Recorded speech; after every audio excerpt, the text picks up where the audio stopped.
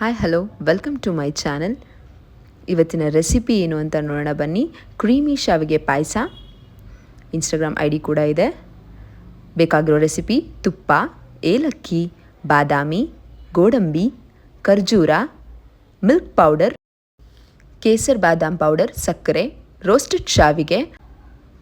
ಒಂದು ಪ್ಯಾನ್ನಲ್ಲಿ ನಾವು ತುಪ್ಪ ಇರುತ್ತಲ್ವ, 1/2 ಕಪ್ಪಷ್ಟು ತುಪ್ಪನ ಫಸ್ಟ್ ಹಾಕ್ಬಿಟ್ಟು, ನಮ್ಮ ಹತ್ರ ಡ್ರೈ ಫ್ರೂಟ್ಸ್ನೆಲ್ಲ ನಾವು ತೆಗೆದಿಟ್ಕೊಂಡಿದ್ವಿ ಅಲ್ವಾ, ರೆಸಿಪಿಲಿ ಫಸ್ಟ್ ನಾನು ತೋರಿಸಿದ್ದೆ ತಾನೇ.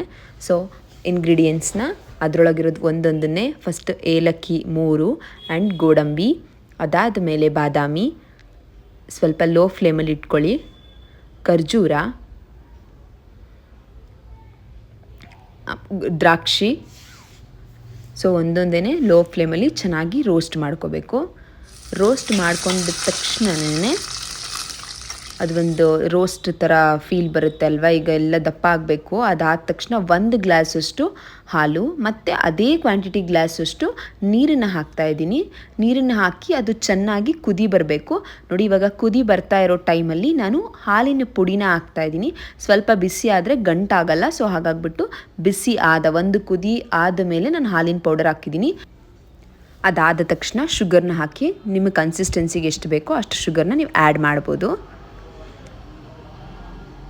ಅದು ಕುದೀತಾ ಇದ್ದ ನಂತರ ನಾವು ಕೇಸರ್ ಬಾದಾಮ್ ಪೌಡರ್ ಇತ್ತು ಕೂಡ ಅದನ್ನು ಕೂಡ ಹಾಕ್ತಾಯಿದ್ದೀನಿ.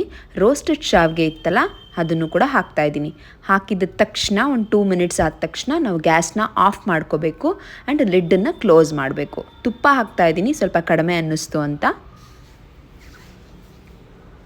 ಸೊ ಲಿಡ್ಡನ್ನು ಕ್ಲೋಸ್ ಮಾಡ್ಕೊಳ್ಳೋಣ. ಲಿಡ್ಡನ್ನು ಕ್ಲೋಸ್ ಮಾಡಿಕೊಂಡು 2 ಸೆಕೆಂಡ್ಸ್ಗೆ ಲಿಡ್ ಓಪನ್ ಮಾಡಿ. ತುಂಬ ಚೆನ್ನಾಗಾಗಿರುತ್ತೆ. ಕ್ರೀಮಿ ಟೆಕ್ಸ್ಚರಲ್ಲಿ ಒಂದು ಪಾಯಸ ರೆಡಿಯಾಗಿರುತ್ತೆ.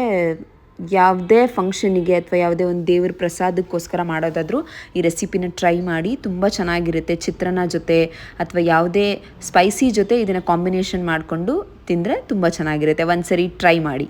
Follow for more videos. ಹೀಗೆ ಸಪೋರ್ಟ್ ಮಾಡ್ತಾಯಿರಿ.